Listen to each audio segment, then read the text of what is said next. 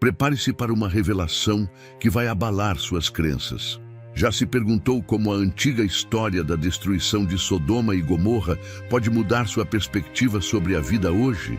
Em um mundo cheio de mistérios e surpresas, estamos prestes a descobrir segredos profundos que desafiarão tudo o que você achava que sabia. Prepare-se para uma jornada emocionante, cheia de controvérsias, afirmações ousadas e descobertas fascinantes. Prometo que você não vai querer perder um segundo deste vídeo. Então venha, embarque nesta aventura de mente aberta e prepare-se para ser surpreendido. Na história, encontramos Abraão tranquilo na entrada de sua casa, sob o calor escaldante do dia. De repente, ele percebe a presença de 3 estranhos à distância e imediatamente corre em direção a eles. Ao sair de casa, ele se inclina profundamente como sinal de respeito e diz: "Com todo o respeito, amigos, se me fizerem a honra de sua visita, não permitam que eu os deixe partir sem antes desfrutar de um pouco de hospitalidade. Deixem-me providenciar água para que lavem os pés e descansem à sombra dessas árvores, e permitam-me também oferecer um pouco de pão para que possam recuperar as energias antes de continuarem suas jornadas, já que foram gentis o suficiente para parar por aqui." Os viajantes aceitam a oferta com prazer, e Abraão, sem perder tempo, orienta seus servos a seguirem suas instruções. Ele então corre para dentro da casa e pede a Sara, sua esposa, que prepare rapidamente 3 generosas porções da melhor farinha disponível. Abraão, sem hesitação, põe-se a trabalhar, amassando a farinha e moldando o pão com destreza.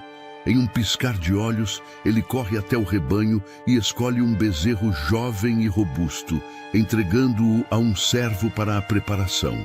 Enquanto isso, ele providencia coalhada fresca, leite e a carne que estava sendo cozida, servindo tudo aos visitantes sob a generosa sombra da árvore. Ele permanece ao lado deles, atencioso e cortês, enquanto eles desfrutam da refeição. Logo, a curiosidade dos viajantes se volta para Sara, a esposa de Abraão. Ele prontamente responde que ela está na tenda. Um dos visitantes então faz uma declaração surpreendente: "Não duvide. Eu a visitarei novamente na mesma época no próximo ano, e Sara, sua esposa, terá um filho." Ao ouvir discretamente atrás da porta da tenda, Sara não pôde evitar um sorriso discreto. Naquela fase da vida, tanto Abraão quanto Sara já eram idosos, tendo vivido muitos anos. Sara, em particular, já havia passado da idade de conceber filhos. Às palavras do Senhor, ela não pôde evitar rir incrédula, questionando-se: é possível, depois de tantos anos, experimentar a alegria de ser mãe, quando tanto eu quanto meu marido já somos velhos? Então, o Senhor se dirige a Abraão. Por que Sara riu, duvidando da possibilidade de conceber um filho em sua velhice? Existe algo tão maravilhoso ou difícil que eu, o Senhor, não possa fazer? No tempo apropriado, quando eu retornar na próxima estação, Sara terá um filho. Sara, surpresa, nega ter rido por medo, mas o Senhor insiste: "Não, você riu." Após isso, os homens se levantam e dirigem o olhar para Sodoma, e Abraão os acompanha para se despedir. O Senhor pondera se deveria esconder de Abraão, seu amigo e servo, o que estava prestes a acontecer. Ele considera que Abraão estava destinado a ser o patriarca de uma grande nação e que todas as nações da terra seriam abençoadas por meio dele. Ele foi escolhido para instruir e guiar seus filhos e toda a sua casa a seguirem os caminhos do Senhor, praticando o que é justo e correto para que o Senhor pudesse cumprir a promessa feita a ele. Então, o Senhor revela que o clamor contra Sodoma e Gomorra era imenso e que o pecado cometido por eles era extremamente grave. Ele decide descer pessoalmente para avaliar se as ações dos habitantes dessas cidades eram realmente tão ruins quanto o clamor que chegou até ele indicava. Se não fossem, ele saberia. Com isso, Os dois homens partiram em direção a Sodoma, enquanto Abraão permanecia diante do Senhor. Abraão se aproxima e pergunta: seria possível destruir a cidade sem poupar os 50 justos que vivem nela? Certamente você não agiria assim, tratando os justos e os ímpios igualmente, destruindo ambos. O juiz de toda a terra não deveria agir com justiça? O Senhor concorda. Se eu encontrar 50 justos na cidade de Sodoma, pouparei toda a cidade por causa deles. Abraão, com toda a humildade, insiste: eu, que sou apenas pó e cinzas, ouso falar com o Senhor. E se faltarem 5 para completar os 50 justos? Ainda assim, destruiria a cidade inteira por causa desses 5. O Senhor responde: se houver 45 justos, eu não destruirei. Abraão não desiste e pergunta novamente: e se houver apenas 40 justos? Deus responde: por causa dos 40, eu não destruirei. Com todo respeito, Abraão continua: e se forem encontrados apenas 30 justos? O Senhor assegura: não destruirei, se houver 30. Persistente, Abraão continua: permita-me falar mais uma vez. E se houver apenas 20 justos? O Senhor assegura: por causa dos 20, eu não destruirei a cidade. Finalmente, Abraão pede respeitosamente para falar uma última vez. E se forem encontrados apenas 10 justos? Deus responde: por causa dos 10, eu não destruirei a cidade. Após completar sua intercessão, o Senhor partiu e Abraão retornou ao seu lugar. Esta foi a súplica fervorosa de Abraão em favor dos habitantes de Sodoma, revelando sua compaixão e confiança na misericórdia divina. O coração dessa história é a questão da justiça. Conforme os versos anteriores se desenrolam, fica claro que Deus tem todo o poder para realizar o que deseja. Mas a pergunta que ecoa é: ele agirá com justiça? As respostas de Deus às súplicas de Abraão revelam a resposta a essa questão perturbadora. Curiosamente, Deus tinha uma dupla razão para revelar seu plano. Todas as nações seriam abençoadas por meio de Abraão, portanto, ele revelou a ele que a cidade de Sodoma seria erradicada antes que ele pudesse receber essas bênçãos. Além disso, Abraão tinha a responsabilidade de instruir seus descendentes sobre o que é certo e justo, para que pudessem desfrutar das bênçãos divinas. Se a depravação daquelas pessoas fosse total, elas seriam julgadas. Abraão estava firmemente convencido de que havia pessoas justas em Sodoma e, por isso, fez um apelo baseado na justiça de Deus. Sua intercessão revela a grandeza de seu caráter. Ele orou para que todos nas cidades, tanto os ímpios quanto os justos, fossem poupados em nome dos justos. Anteriormente, Abraão havia resgatado pessoalmente essas pessoas durante uma batalha. Agora, ele intercedeu por elas com a mesma coragem, perseverança e generosidade com que lutou por elas. Embora alguns leitores possam se surpreender com a maneira como Abraão negociou com Deus, suas orações foram oferecidas com humildade autêntica e profundo respeito. Ele suplicou por justiça e pela salvação de Sodoma, mesmo ao propor as condições de 50, 45, 40, 30, 20 ou até 187 dias justos. Abraão não estava tentando persuadir Deus a agir contra sua vontade. A oração de Ló por Zoar, por outro lado, foi notavelmente diferente, o que destaca o tema da justiça entre aqueles que se beneficiariam das bênçãos de Deus, realçando a importância da justiça divina e da misericórdia na narrativa. Essas verdades deveriam preocupar Israel tanto quanto preocupavam Abraão, que as transformaram em intercessão compassiva. No capítulo 19 do livro de Gênesis, encontramos um episódio impactante.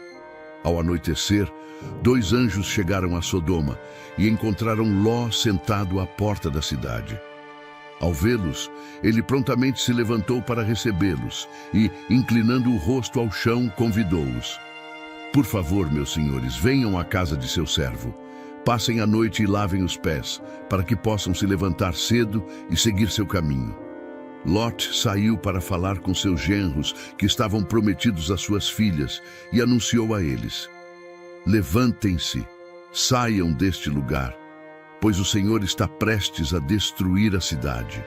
No entanto, para seus genros, ele parecia estar brincando, e eles não o levaram a sério. Ao amanhecer, os anjos apressaram Lot, dizendo: levante-se, leve sua esposa e suas 2 filhas que estão aqui, para que vocês não sejam consumidos pelo castigo da cidade. Lot hesitou, mas os homens, por misericórdia do Senhor e em virtude de Abraão, pegaram suas mãos, as mãos de sua esposa e de suas 2 filhas, e os tiraram da cidade.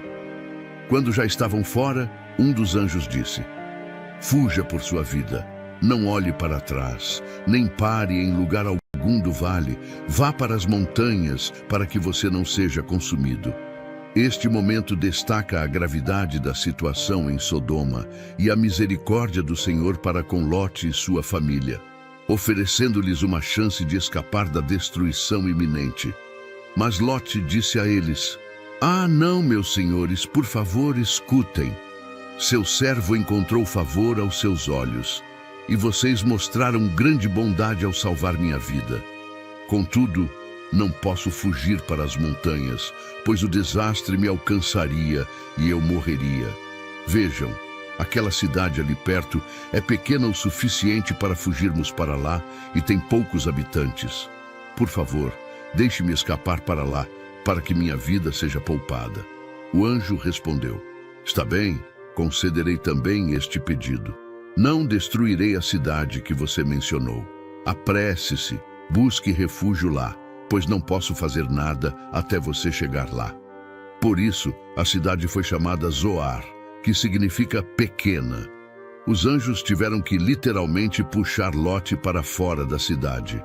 Certamente o Senhor estava demonstrando misericórdia ao poupar Lot por causa de Abraão.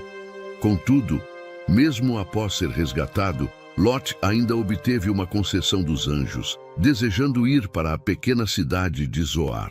Esta cena seria um lembrete constante para Israel do momento em que Lot hesitou e teve que ser arrastado para a segurança.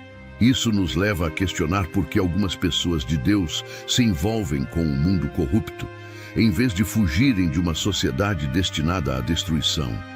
Quando Lot chegou a Zoar, o sol já havia surgido no horizonte. Foi então que o Senhor fez chover enxofre e fogo sobre Sodoma e Gomorra. Vindo do Senhor do céu, ele destruiu essas cidades, todo o vale e todos os habitantes das cidades, bem como a terra que a cercava. A esposa de Lot, curiosa e desobediente, olhou para trás em direção a Sodoma e foi transformada em uma estátua de sal como resultado.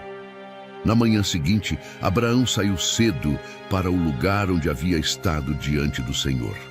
Ao olhar em direção a Sodoma, Gomorra e toda a terra do Vale do Mar Morto, viu que a fumaça da terra subia como a fumaça de uma fornalha.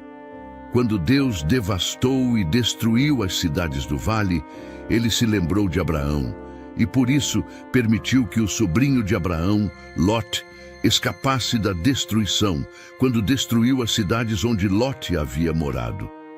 Nesse imenso desastre, o Senhor exterminou as cidades ímpias e toda a planície com enxofre ardente.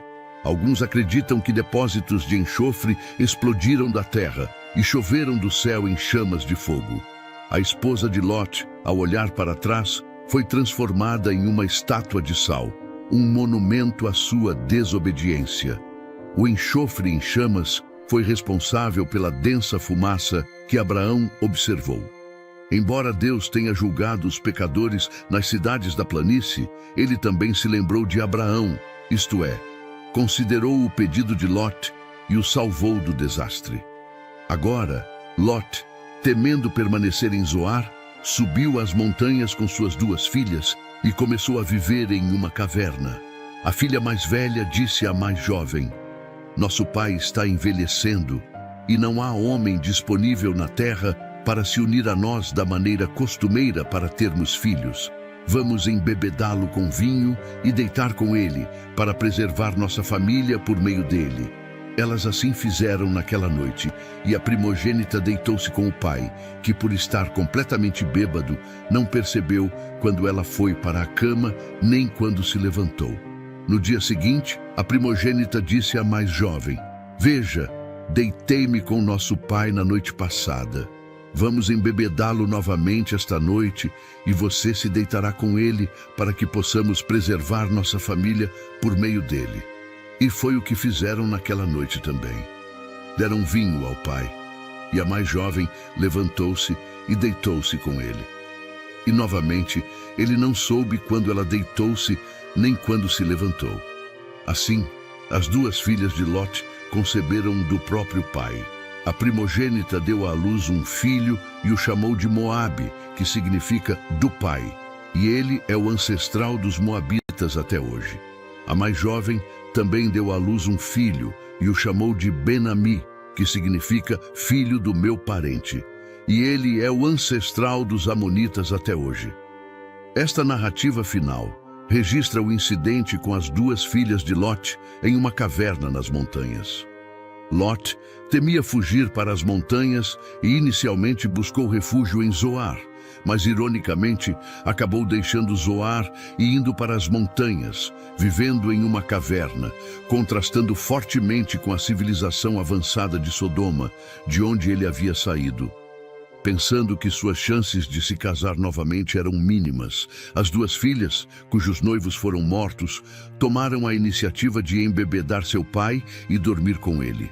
Seus atos de incesto mostram a influência de Sodoma sobre elas.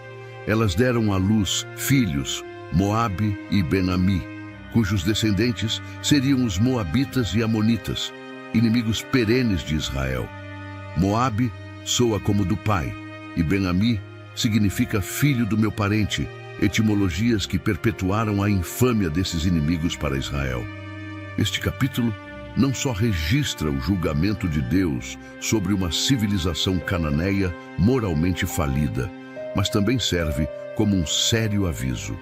A história de Lote é um poderoso lembrete das complexidades da natureza humana e dos desafios de viver em uma sociedade que não reflete nossos valores.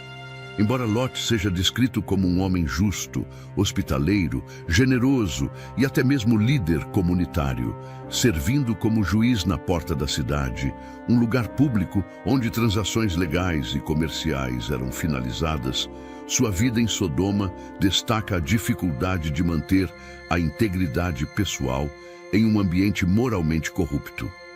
Lote tentou filtrar o mal de seus concidadãos, oferecendo conselhos para uma vida boa, nova verdade, justiça, retidão e maldade. Ele é descrito como um homem justo, atormentado diariamente pelas práticas perversas dos ímpios, como mencionado em 2 Pedro 2, 7 e 8. Contudo, apesar de sua denúncia do estilo de vida em Sodoma, Lote foi atraído pelo conforto e prosperidade que a sociedade de Sodoma oferecia, preferindo benefícios materiais à simplicidade e retidão da vida nas colinas. Gênesis 13, 10, 11 relata como Lote, atraído pela fertilidade e beleza do Vale do Jordão, escolheu viver na planície do Jordão, que era bem regada antes da destruição de Sodoma e Gomorra, comparável até ao Jardim do Senhor, ou à terra do Egito, até Zoar. Esta escolha marcaria o início de sua crescente associação com Sodoma, destacando como gradualmente os valores de Sodoma vieram a dominar sua vida. A chegada dos visitantes celestiais foi um momento decisivo, revelando a hipocrisia de Lote. Apesar de sua aparência piedosa, suas palavras não foram levadas a sério. Embora estivesse moralmente consciente do grande mal ao seu redor, ironicamente, Lote estava disposto a sacrificar suas próprias filhas para proteger seus hóspedes dos homens de Sodoma. Este ato sublinha o profundo conflito entre seus princípios e as escolhas que ele fez sob pressão, refletindo a tensão entre a retidão e a conformidade com uma sociedade corrupta. A história de Lot serve como um sério aviso contra a complacência e a hipocrisia, mostrando a importância de viver de acordo com nossos valores, mesmo diante de tentações e desafios. Lot escapou do julgamento pela graça de Deus, mas seu coração estava em Sodoma. Sua esposa estava tão apegada à cidade que não conseguiu seguir o chamado da graça. E suas filhas não tiveram problema em ter relações com seu pai bêbado e nu. Enquanto o Senhor deixava Lot entregue a si mesmo, ele tentava professar fé, ao mesmo tempo que vivia em Sodoma. No final, ele não conseguiu ter os dois. Sodoma o teria destruído se o Senhor não tivesse destruído Sodoma. Esta narrativa contém 4 principais motivos: o julgamento rápido de Deus sobre os cananeus, o forte apego de Lot à sociedade ímpia, a misericordiosa salvação de Lot do destino condenatório e o renascimento simbólico de Sodoma na caverna. Israel poderia entender a partir desses eventos que se Deus julga as pessoas de forma severa, ele o faz de forma justa por causa da extrema maldade delas.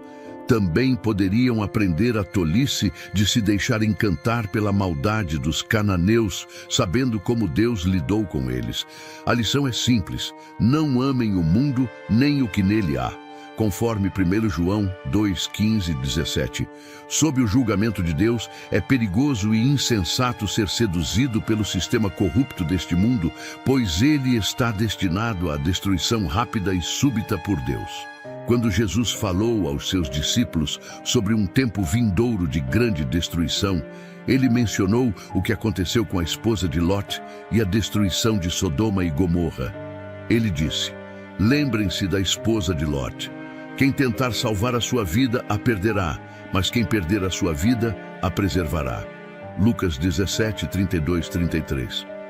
Se um descrente deseja o melhor deste mundo, ele perderá tanto este mundo que perecerá quanto a vida no próximo.